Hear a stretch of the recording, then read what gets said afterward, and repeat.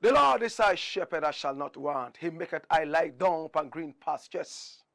My cup runneth over, even though I man walk through the valley of the shadows of death. I shall not fear no evil, for thy rod and thy staff, them comforteth I and I. Him I go lay down a table before I man, and pan me head him I go pour oil, and all them oil I go come down I face, all the way down I man beard, down to I man garments, just like the garments of Aaron. This is the Black Pot, aka Kukushonomo. We are in the service of God and country, and it is just good that we begin it all with a prayer to the Almighty Father. The Rasta man says, chant a psalm a day, so you can chase the devil away. This is the Black Pot, aka Kukushonomo. We normally don't like to criticize, but if we must criticize, we would only criticize to build and not to destroy. What is the black pot all about? Now, in every traditional African home, there is a black pot, and every time it rests on the fire, you know there is something sumptuous cooking. What is cooking? Tonight, right there inside the black pot, aka Kukushonomo.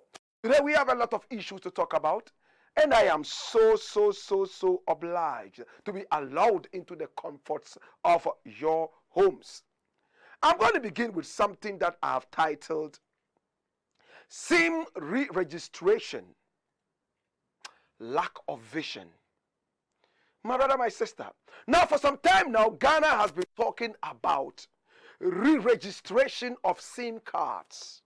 In other words, if you have a phone number, you must take it up and then you must register it, or else you will forfeit your number. Now, almost everybody has a phone in Ghana, right? Do you know how many millions of people are subscribed to the various networks? And I'm talking about telecommunication networks. My brother, my sister. The telecommunication networks are in good business. And now we are being asked to re-register. Now remember, we registered during the Ghana cards. Some people are even still registering. That is not enough. They want us to still go ahead and register. In fact, re-register the SIM cards. Today I'm not going to talk too much about the SIM cards. What I'm going to talk about is very simple. Have they thought about the security of the nation? Who owns the telecommunication companies? Who protects our bio data? When I say bio data, what does it mean? Your bio data is you walking. Your age, your name, and so much information goes into what is known as the biodata. Now today, when you are traveling around the world, it's all about your biodata. When people take your fingerprints, they are taking your biodata. When there is a criminal activity and they are looking for somebody using some of these things, forensics, they would use your biodata. My brother, my sister, your biodata is everything to you in digital times. Who are we entrusting our biodata to?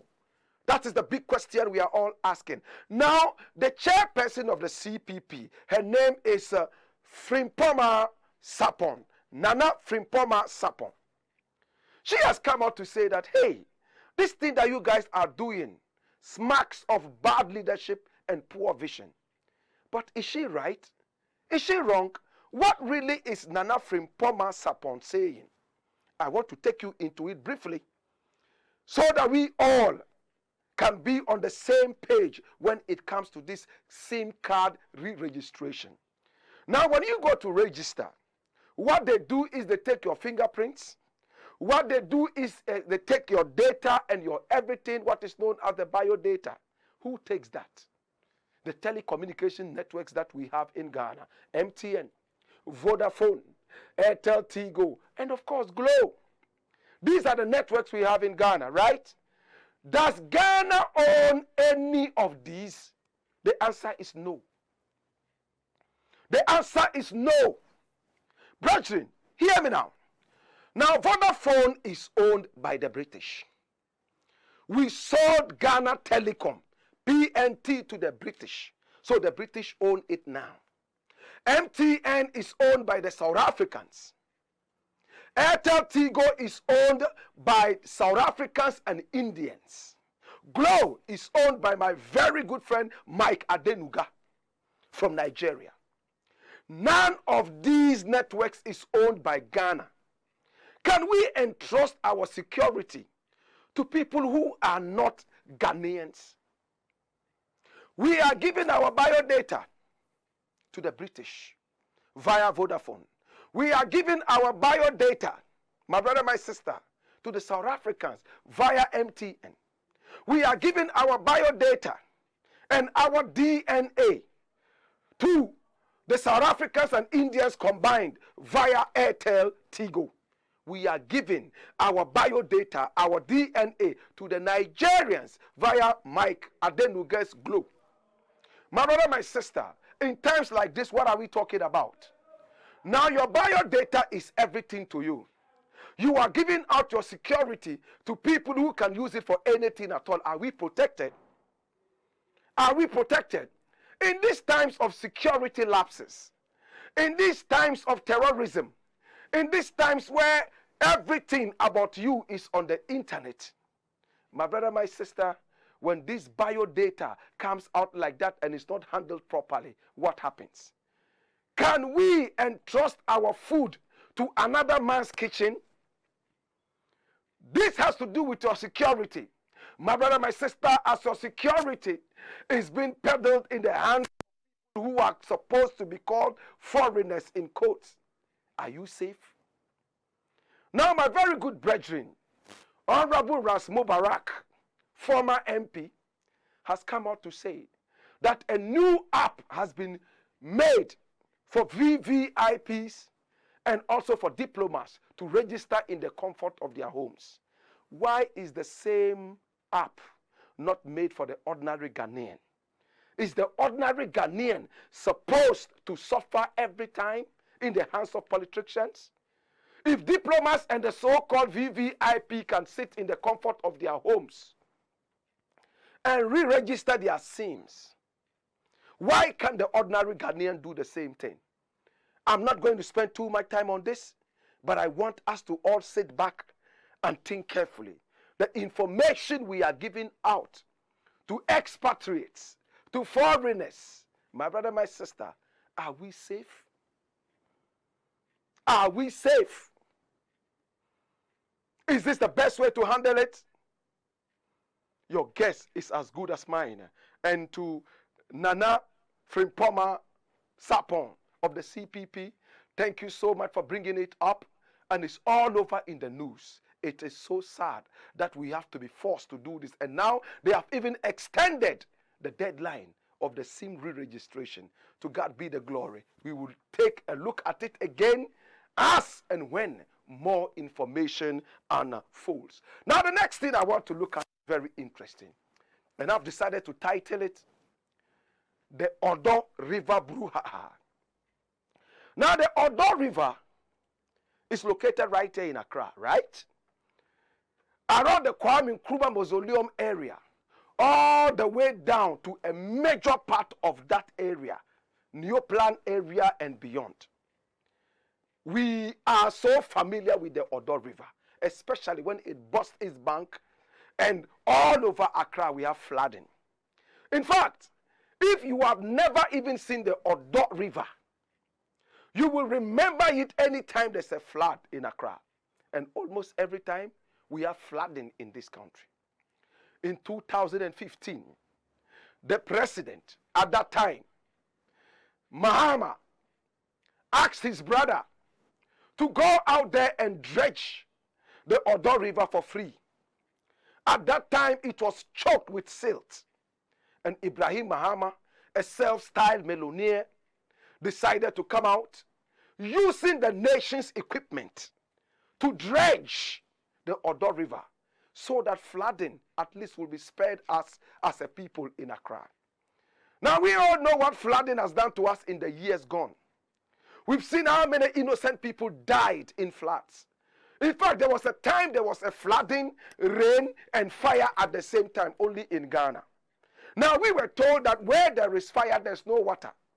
But in this year, there was fire, there was water, and they both combined to wreak havoc. People died from the fire at the same time.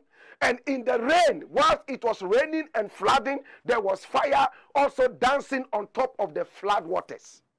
People were burnt, people were scalded, and many more people were drowned, only in Ghana. I'm surprised we have not entered the Guinness Book of Records yet. My brother, my sister.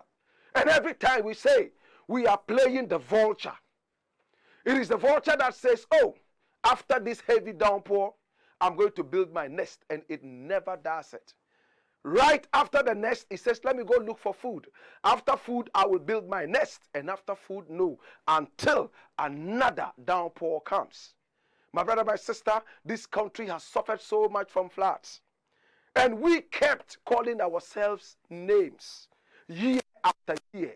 No politician, no government seemed to be able to deal with this issue. So Ibrahim Mahama, who became a millionaire at an early age of about 21, self-styled and self-made, my brother, my sister, looked at the Odaw River and probably insulted himself as a civil engineer. Engineers and planets. He is the boss. Why should I be in a country whose capital is flooded every time when I can do something? So he walked up to his brother, who was the president at that time, and said, Mr. President, hear me now. You know what I want? Give me the equipment that you have. Let me go dredge the Odaw River. And he got the equipment, went all the way to the Odaw River, and started dredging it for free. He did it for free. He never demanded a penny. By the records, he did it as a philanthropist. And when he started doing it, there was a brouhaha all over the place. Why should the president's brother be doing this work? Yes, it's corruption. Yes, favoritism, pluralism, nepotism, and all the isms and schisms.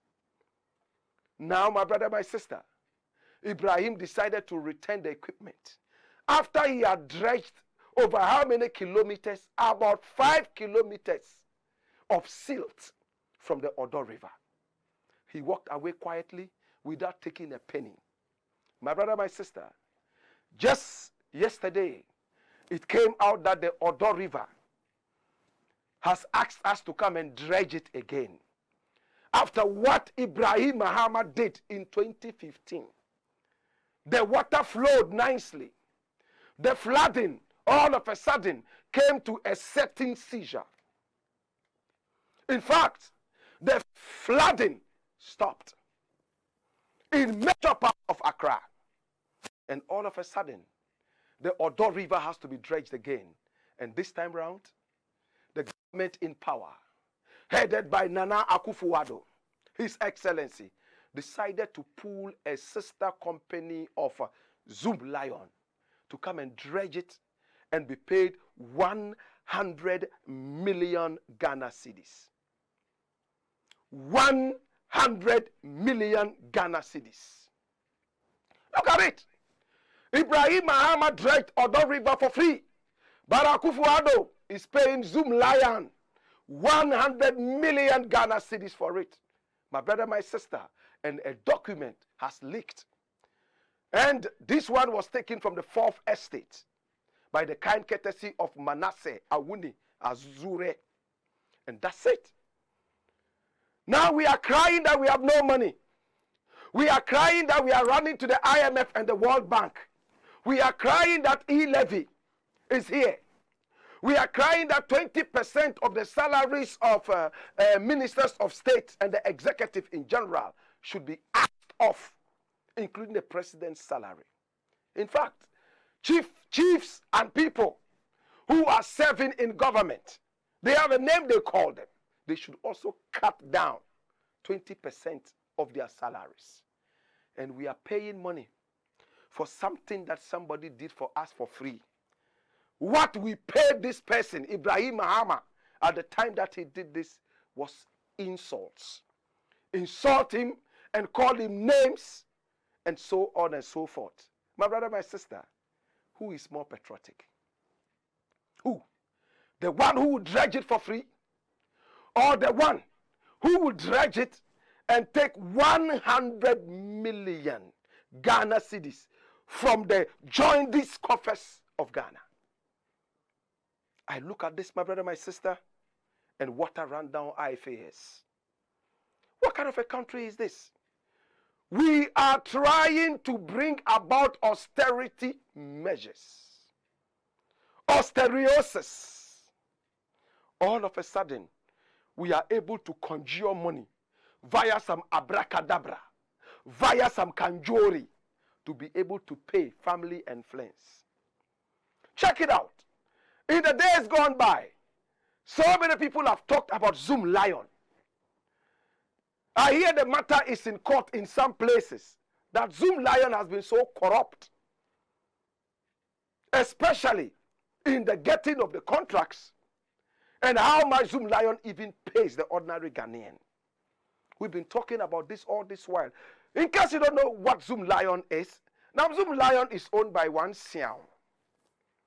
And it is the company or the outfit that is dealing with the garbage and all that around Ghana. My brother, my sister, is owned by a private individual. And the government of Ghana is so comfortable with this company. Now, international outfits have denied this company from what we have read in the past and even now. But our government seems to be very close to this one. Maybe for ulterior motives, nobody knows. But remember, the government has forked out 100 million Ghana cedis. Pay what we have seen and pay what documents have leaked. Does Ghana still consider itself poor? Are we poor? Do we have the money? Don't we have the money? This is for you to think about. But what kind of a country is this? President cries that there's no money. Executive salary cut down. And all of a sudden, you are able to make money and pay your family and friends. Are you a serious nation? Baumia is getting ready to come and tell more lies in April. I wonder how many people will go and listen to this guy's lies. He has told so many lies. I believe his wife doesn't even listen to him anymore. The lies are too much. And whenever we listen to him, in fact, we see him as Mr. Bean. We laugh at him because he thinks that he's doing something that is worth our while, but it is just comedy and it's no more hilarious. My brother, my sister, this is the Black Pot, aka Kukushu no more, where we speak truth to fire. I dash it away and deal with the next thing. Now, the next thing I want to look at is very simple. I'm looking at something that I have titled Ghana Fraud Awards, Ghana Sakawa Awards, Ghana 419 Awards. Listen, in the days, I was one of those that would be so happy to receive an award in Ghana. In the days, we encouraged our fans to vote so that we win awards. In fact, as musicians, it was the Ghana Music Awards, established in 2000, that we all gravitated towards. In my days, we all waited for the calendar of the Ghana Music Awards before we release our music. Because if you released it outside the calendar, then you were out of the award scheme. It was so prestigious. We all would wear our fashionable shirts and dresses and then walk on the so-called red carpet, which later became a yellow carpet. I think now it's a pink carpet, or is it gravel? I don't know, and I don't care. You know why? We all lost steam for the Ghana Music Awards. Some even call it the Charterhouse Music Awards. At the time, people like Rex Omar even called it Agro Music Awards. They had a program called Agro. That's what trying. And if you were to win an award, you had to play on Agro. You had to appear on that program, according to Rex Omar. Rex Omar pulled out of it. He rejoined after some time. Me, myself, I was banned in the year 2009. They banned me, my brother, my sister. And their reason was that they banned me for insulting comments and behavior. My brother, my sister, Ghana Fraud Awards. Now, what kind of award scheme is this? That will not happen unless people vote. And by voting, you have to pay money to vote. What kind of Sakawa award is that? And right now, more awards are also coming in. 3 awards, 6 awards, 7 awards, half awards, and so many more Sakawa fraud awards. What the heck is happening? Hey, I want all the award schemes in Ghana never ever to nominate me. You know why? You know why, brethren? Because it's fraud awards. If you think that I am deserving of an award, your panelists should be able to sit down and choose who is fit and qualified for this award via your criteria. Right after that, the same panelists should be able to sit back and vote as to who wins what category. But no, they say, oh, some 20% for this, 2% for that, 10% for this, 98% for people who pay money to vote. At the end of the day, what are they doing? They are selling their awards, and they say vote as much as you can. What nonsense is, what foolishness is this? One man can vote 1 billion times, and you call it an award? Can't you see that it's a bidding system? It's fraud? You must be mad, brethren. Think about it, brethren. Anytime you guys think about an award, you must be thinking about meritorious awards. Now listen, over the years we have seen great artists lose these awards, lose out of the awards. And what I normally say is, did your fans vote? Did they vote? Listen, it's not about your music is not qualitative or not good enough. It's about the voting. We all remember when Stonebwoy, one of the artists of this country, so loved, my sister, just a couple of years ago, got his fans to contribute as much as 50,000 Ghana cedis, according to him, just to vote for him to win the award.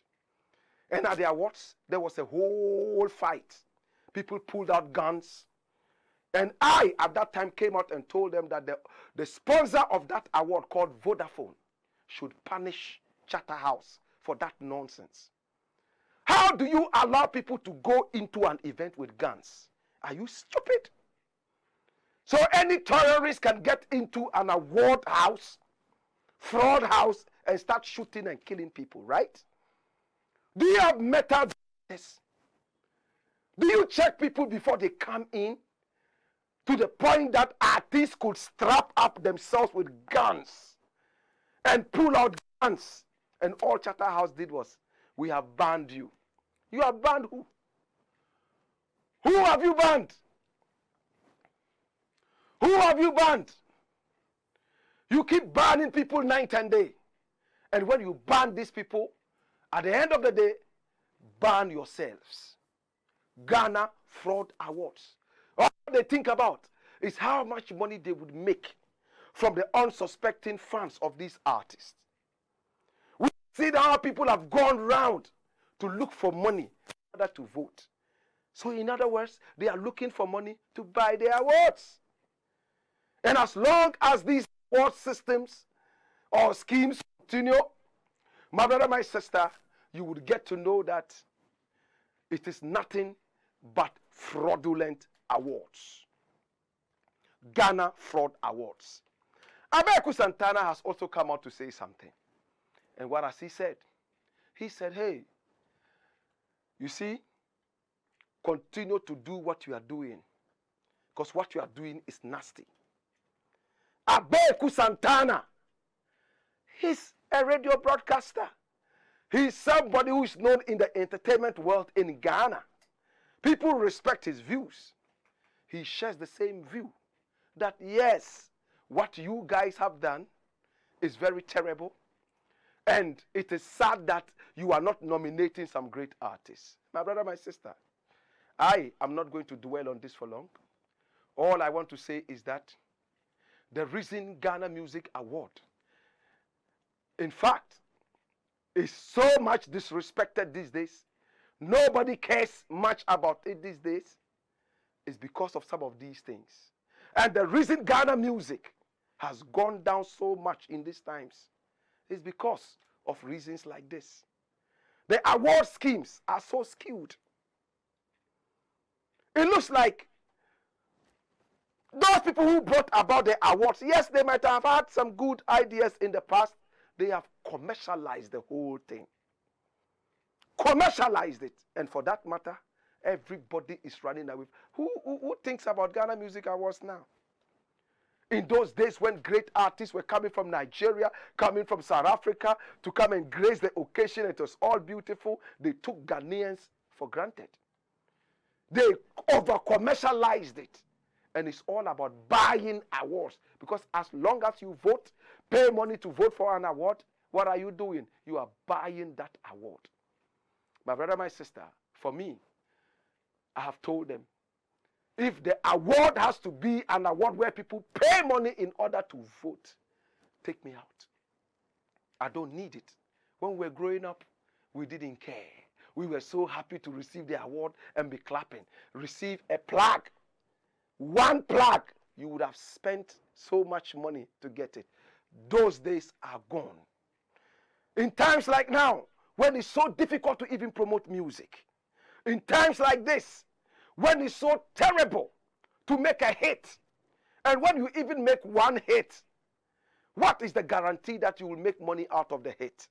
How many people are ready to even ask you to come for concerts? So our music remains here. There's inbreeding, too much confusion. People are fighting. People are using hype. There's hype. Too much hype over talent. The more hyped you are, the most naked you can be, then you can get an award. Hey, be naked. And the hype comes. Oh, you are the best musician. It's not about your talent anymore. It's about how naked you can be. It's about how much money you can spend in order to vote. My brother, my sister, Ghana Fraud Awards. I'm not going to talk too much about this. I leave it right here, and I want you to understand, as long as we live in a country where virtues are not adhered to and respected, we will keep sinking and sinking deeper than the legendary Titanic. This is the Black Pot, aka Kuku Shonomo, and when we return, I have more for you.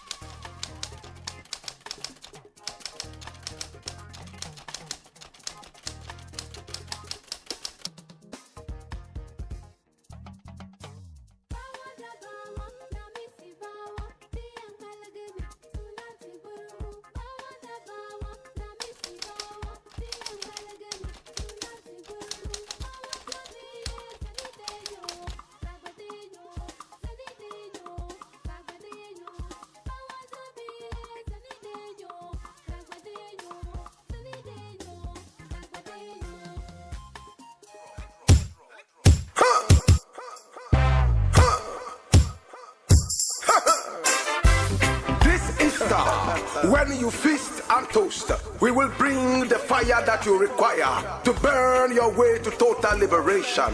It is time for the Kuchoko Roots Festival 2022, where we take the roots to the roots, where we take the Kuchoko from the ghetto to the grotto. Date is Friday, 15th April 2022. Time is 6 p.m. until you drop, and rate is only 50 Ghana cedis. It is happening live at the Alliance Francaise behind the Opebia House, right there at 37. Hear me now. Now playing live is the ever powerful Blakk Rasta, your Kuchoko legend, and of course Rex Somar, Ghana's high life legend. Another fire blazers like Fee Rankin, Blakk.THE, TK, Eddie Wayori, Zendima, and of course the evergreen Vibration Kings Band.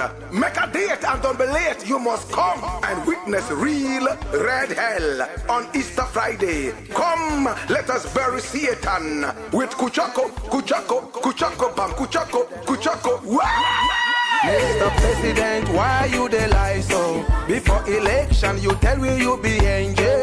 When you sick, you run go a London. When we sick, we die for Kolebo.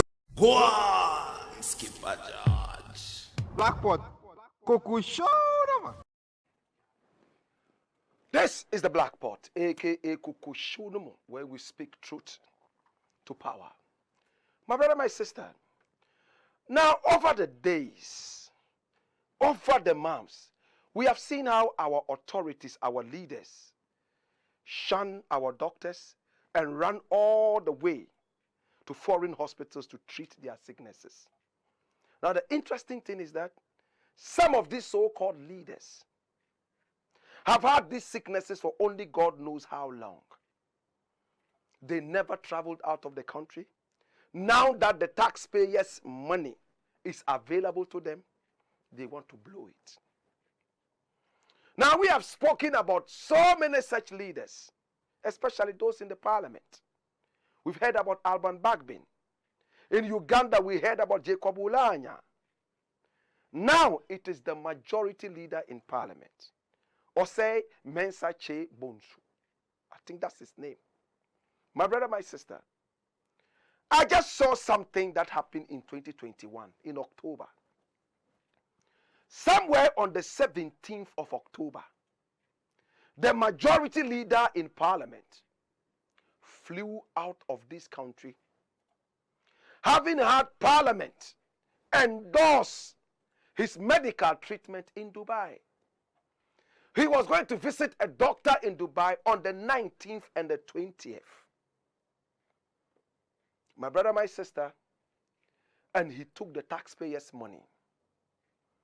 Well over $7,000. And it's so interesting.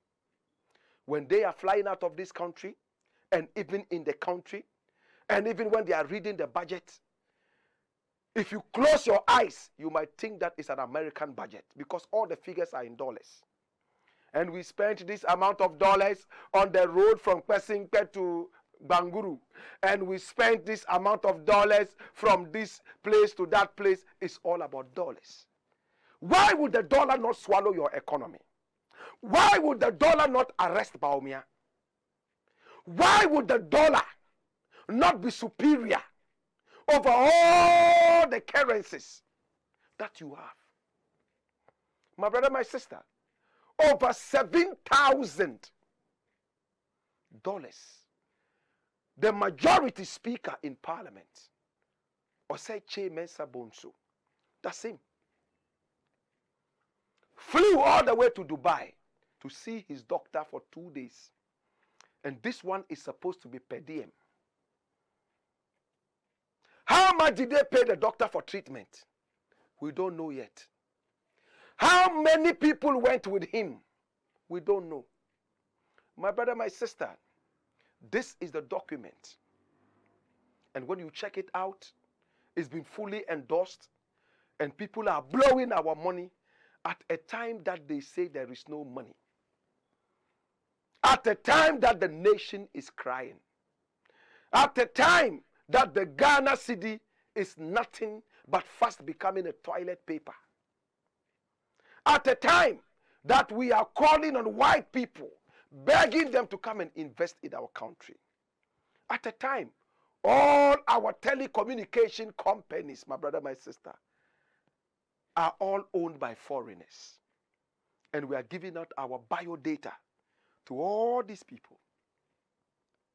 My brother, my sister, this is the amount of money your majority speaker of parliament has taken out for just 2 days, and that's per diem. Now they are not giving us the details of his sickness because they are in government. When Alban Bagbin flew out of this country, my brother, my sister, they told us that he had stage 4 cancer. I think some people even said he had scrotal hernia. Some people even said he had cancer of the liver, plus cancer of the throat. Some people even said he went for chemotherapy. That's why he has lost all his hair. My brother, my sister, I want to close on one note. And this note is very important. On this one, why is it that our so-called leaders never seem to love luxury until they are in power? Why is it that our so-called leaders come around us and partake in whatever hardship we are into, but the moment they get into power, they leave us in the hardship and they go into the soft ship? It's a question I'm asking you. My brother, my sister, now the majority speaker of parliament is gone there. He's returned.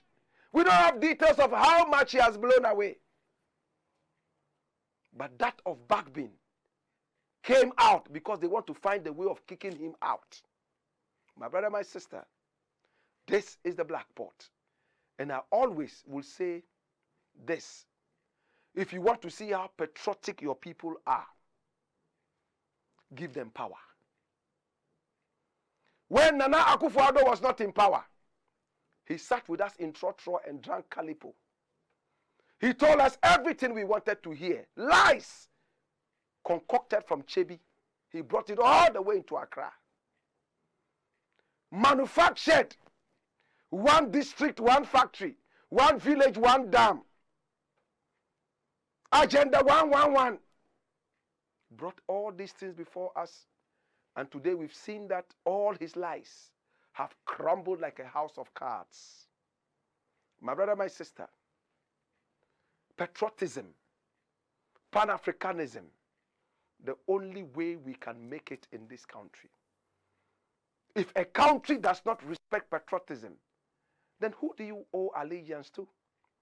That is why today, if a British ship comes into this country, a British ship lands into this country, you know what is going to happen? All our people are going to be running left, right, and center. Running left, right, and center to join the ship and go to Britain. We said we are independent. Let a ship come from China. China. How many Ghanaians speak Chinese? How many Ghanaians are comfortable with Chinese food? The worms and the cockroaches. But let a ship come from China and say we are looking for Ghanaians who would like to become Chinese citizens. But first they have to learn the Chinese language. Within minutes, half the population of Ghana will start speaking Chinese. I am telling you this, brethren. Now they will carry all of us away to China. In fact, we will eat cockroaches and dead dogs and worms, and that will be our next delicacy. We'll kick the fufu and tozafi away. We would eat the roach or the worms with finesse. How many Ghanaians eat with chopsticks?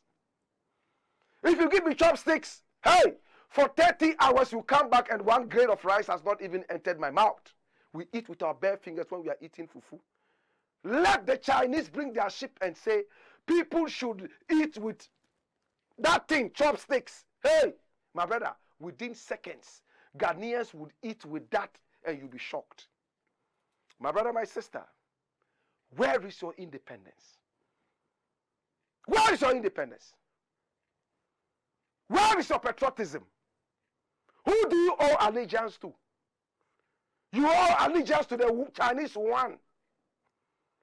You owe allegiance to the American dollar. You owe allegiance to the British pound. You have no respect for your ancestors. What is this country all about? Hey, my brother, you go to some countries in the world, like Iceland, and you'll be shocked that there are Ghanaians there who are walking barefooted on the ice. Yet in their country, they have never seen a flake of snow. Did they adopt into that? Hey, somebody even told me that when you go to hell now, you will find some Ghanaians and Nigerians there who are ruling with Satan. They are so comfortable with anything but Ghana. Did you hear that? They are so comfortable and they can adapt to any situation except adapting to the Ghanaian situation. Where is your patriotism, brethren? Where is your patriotism? You can eat Chinese cockroaches and dogs. You can eat frogs and eat snakes, deadly snakes. You can eat all that. But when it comes to fufu, you want to eat it with fork and knife to show that you are a bourgeoisie. Where are we going? And our ignorant leaders, stupid leaders are not ready, my brother, my sister, to push the people into the world of patriotism.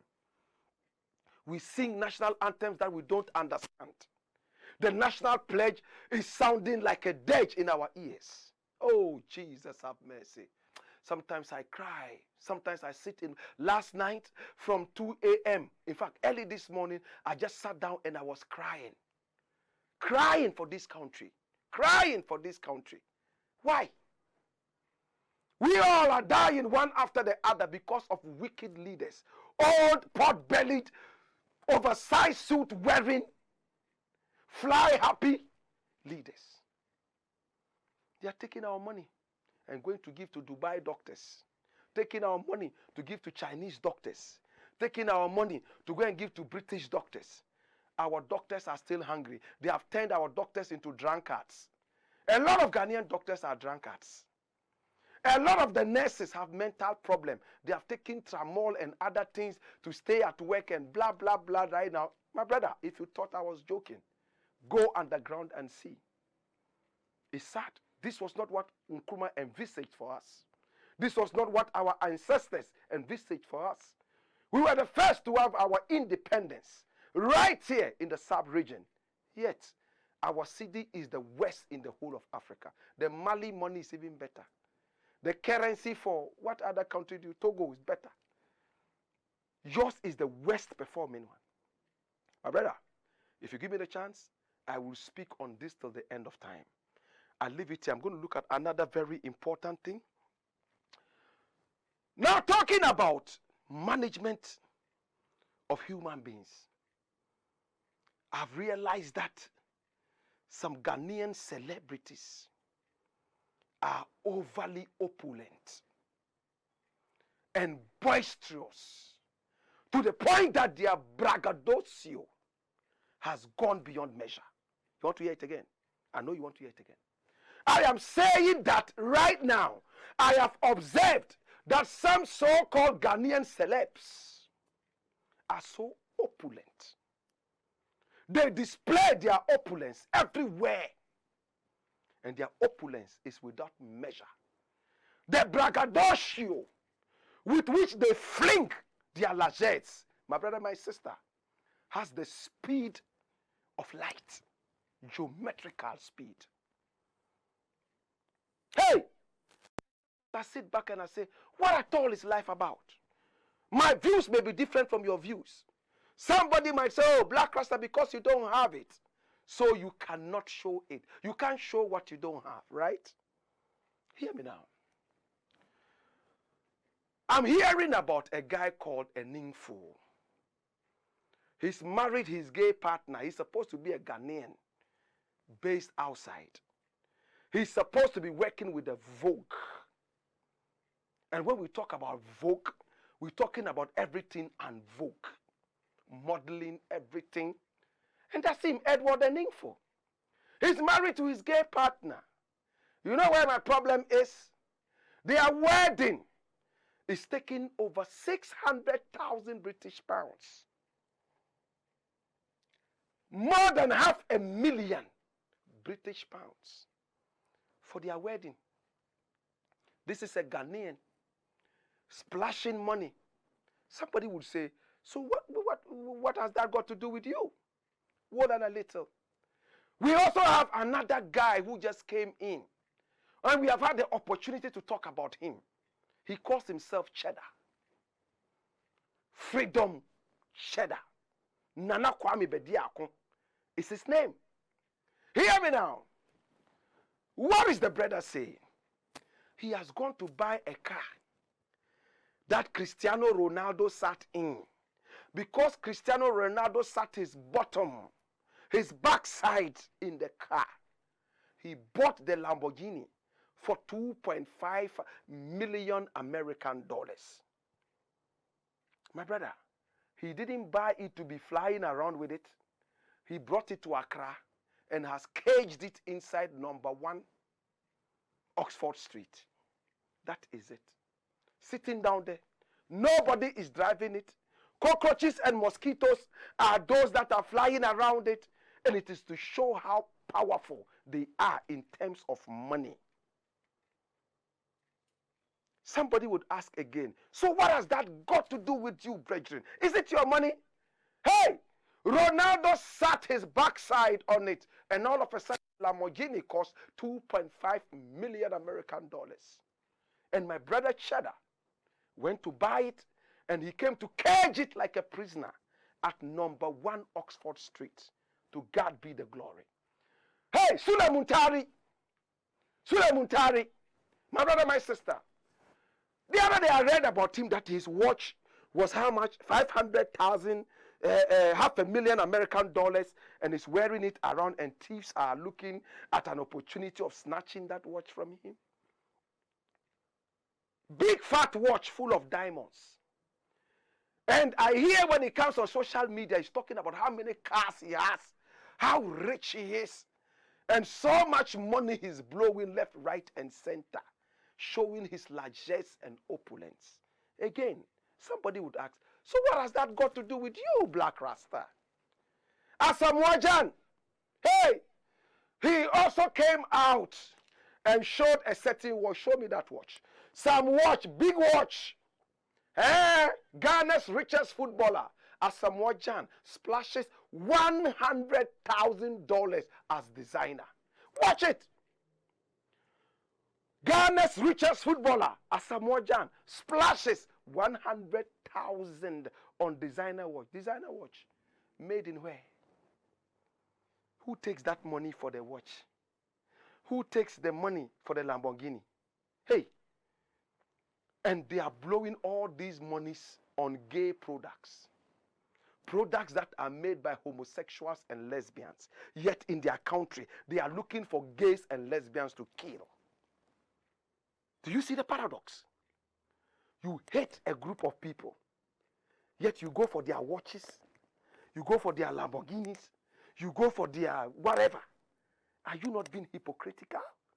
What point is Blakk Rasta making? Let me make a proper point. Somebody goes for Cristiano Ronaldo's backside Lamborghini for 2.5 million. Sule Muntari goes for whatever. Big watches and big cars, and it's all about I'm earning this, I have money. And locally, there's another loudmouth local champion.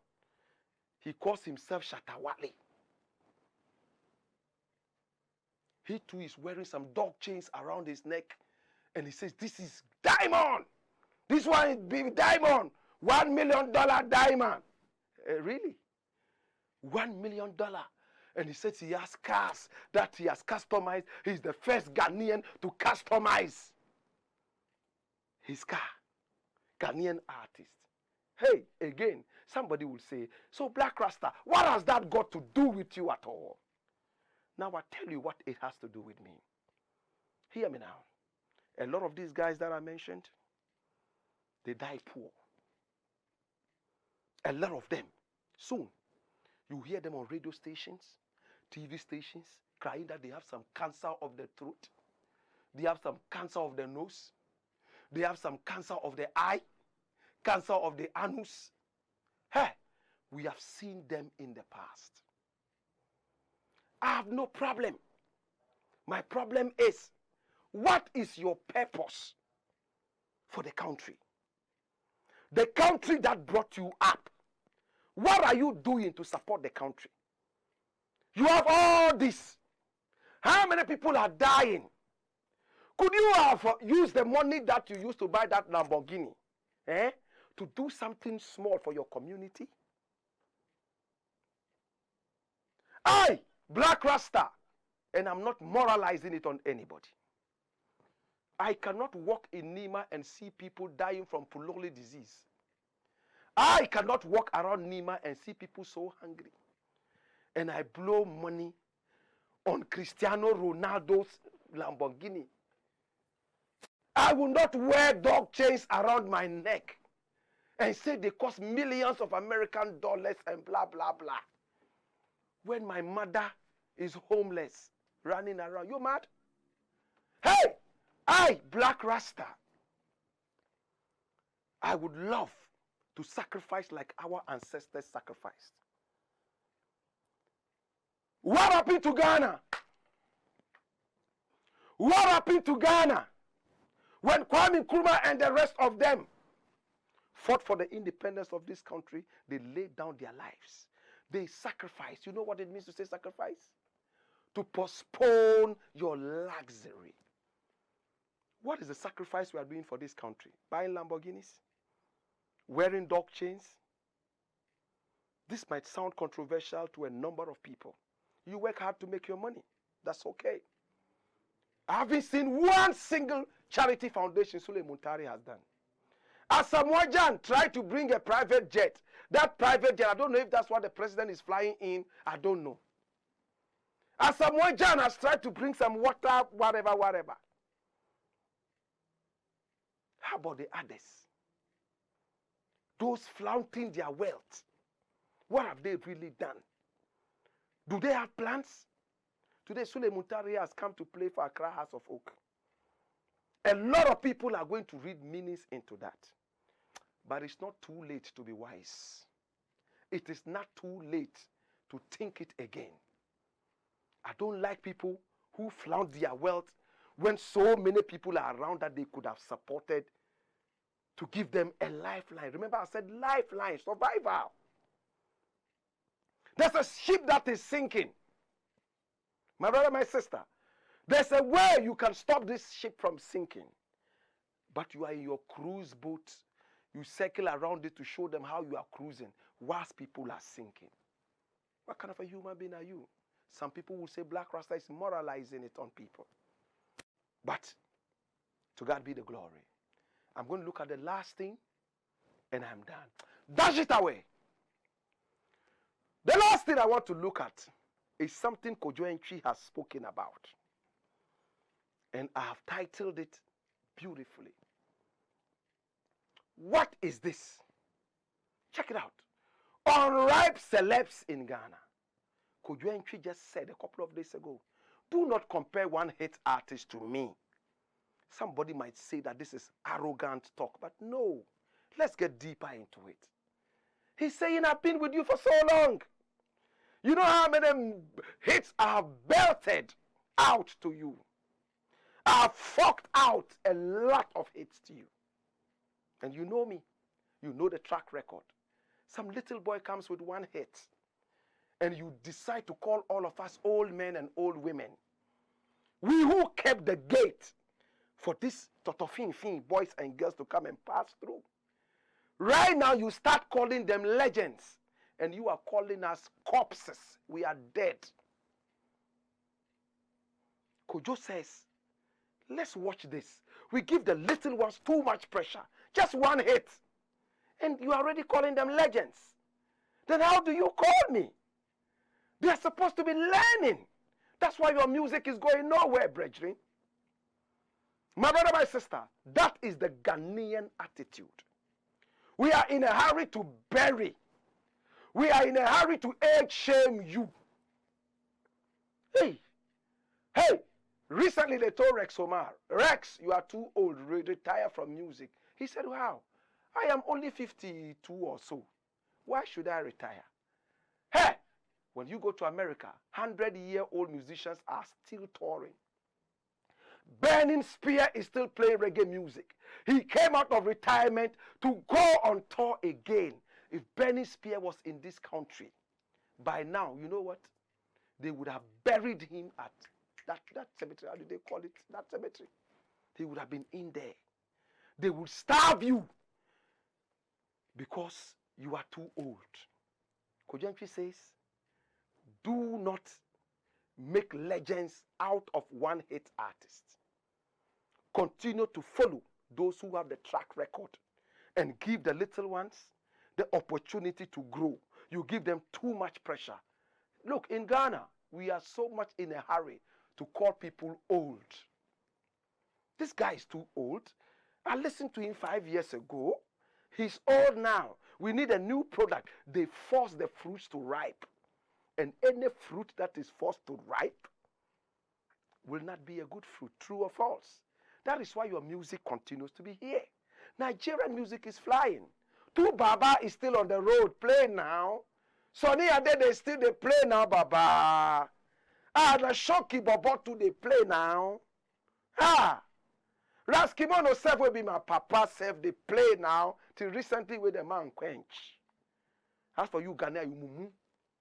Na mumu they do you. Na mumu they do na. The man make hit 5 years ago, so now the man old man. Waiting they worry una. Think about it. A teacher teaches for 5 years and is already old. You crazy? Please, look at this. The Ghanaian attitude is so terrible. Age shaming. Forcing women to get married because they call them old. At 31, she's already old, too old. 25, old. So because of that, you have 14-year-olds getting married. 12-year-olds getting married. Sometimes 11-year-olds are even getting married. And you call them mothers. When they don't even know how to wash their own backsides well. Babies having babies. It's so unfortunate. That's why your music will continue to be controlled by Charterhouse, 3 music awards, 10 music awards, and all those fraud awards. Who tell you to vote before you win? If you don't vote, you have no talent. Crazy. And some of you are paid by these guys. So for that matter, you will support every trash they bring out. That is why we speak truth to power. Well, my name is Blakk Rasta, and it's been the Black Fort. We've been talking about so many issues today. And remember, we are live on Pan-African TV, also live on Ghana Web TV, live on Loud Silence TV. Follow us on all our social media handles. We are Black Empire Media, and the Black is spelled B-L-A-K-K.